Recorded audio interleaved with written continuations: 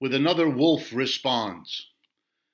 I want to dare a little bit today to talk to you about a system breaking down, because probably for the first time in my life, I actually am beginning to think we may be at or near that kind of condition. I would not say this quickly or lightly. It's something I think worth thinking about. So here we go.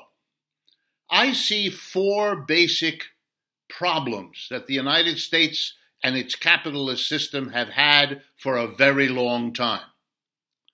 And none of them have been solved, and none of them have even been approached for the serious fundamental problems that they are, at least not in a systemic, ongoing way, which is why they haven't been solved. The solution for them has been kicked down the road, as people like to say, postponed, ignored, denied, but in any case, unsolved. I want to go through the four with you and then make the case that these four problems, or rather the unsolved nature of these four problems, is now converging, coming together, hitting us all at once, and therefore throwing the system itself into question. Here we go. Number one, whether you call it climate change, global warming, ecological degradation, it doesn't matter. For many, many decades, in some ways for the entire history of the United States, we have had an economic system that does not take into account the ecological, environmental damage it does.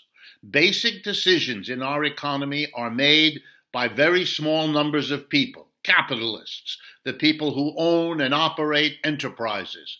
They decide what to produce, how to produce, where to produce, and what to do with the profit they get.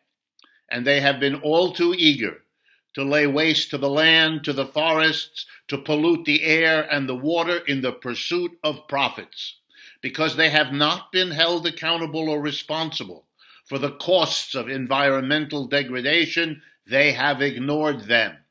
And now we see in our temperature, in our drought, in our flood, and so on, the costs accumulating of what this system did not understand as a problem, and even having understood it, could not take the steps from containing fossil fuel burning and so on that need to be taken. Problem unsolved.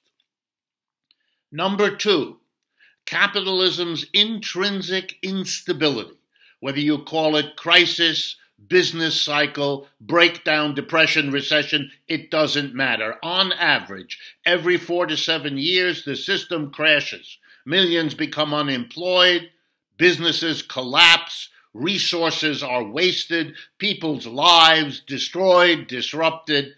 It's a cataclysm. And we are now living through the second worst one in the history of capitalism. So they're not going away. The problem isn't solved. If anything, as with climate, this unsolved problem, kicked down the road with every governmental policy package applied, is here now and telling us, I won't go away. Number three, systemic racism. Inherited from slavery, capitalism adapted, appropriated, and has made use of institutional racism throughout its history. We have periodic attempts to recognize it. We have periodic attempts to do something, often by the poorest amongst us in the streets. Then attention is paid, as it is today. Then commissions are set up, as they are today. Then reports analyzing the racism in our society get written. But nothing fundamentally is solved. African Americans and Latin Americans, or Latinx people, remain at the bottom of the economic pyramid. Last hired, first fired. The people who absorb the cyclical instability and suffer from it mightily, filling up our jails with their upset, filling up the halls of our hospitals with their physical and mental distress. These problems could have been solved, should have been solved, but they weren't. And now the fourth and the final. We have an obligation as a society to ourselves, to our children, to keep us physically and mentally healthy, safe. In the presence of viruses that have periodically plagued human society for thousands of years, and likewise plagued American society. Again, let me recall 1919, the flu that killed 700,000 Americans. We know, as a society, just like we know about our racism and our unstable capitalism and our climate change threats, we know that we have to be prepared and have to have mechanisms for managing viruses. We fail at that too. Okay, here's my thesis then. All of these are happening together. We are now confronted with a climate threat, a crash, an economic crash of mega proportions, racism exploding in a society afflicted by another business cycle crash, and a virus for which this system proved itself to be extraordinarily unprepared and incompetent to manage it. And if you add to these four crises happening together, the fact that we have a leadership utterly incapable of dealing with it, and you can understand why those feelings you feel in yourself, anxiety, worry, is the world falling apart, you are in fact understanding. You are in touch with something happening.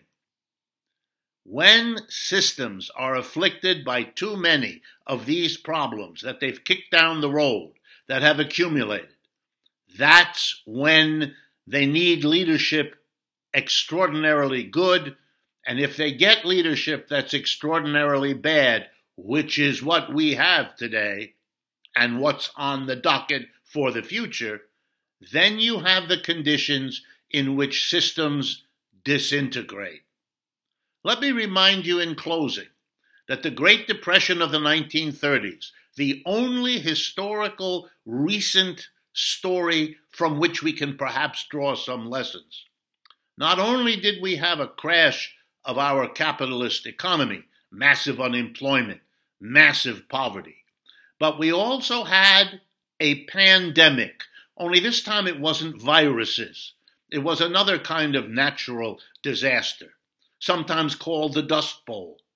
It was the product of decades of farming soil that deprived it of its nutrients and of its water, making farms impossible, requiring the history of disasters plaguing millions of families, documented in novels like John Steinbeck's Grapes of Wrath. The system came close then. Now we've got the climate disaster, the economic crash, but the imploding system reeling from the racism and the failure to cope with a pandemic. It's too much. And when that happens, systems have come to the point that possibly means not that we will return to normal, but that the end of a system is what history has left for us to cope with. Think about it. This is Richard Wolff for Democracy at Work.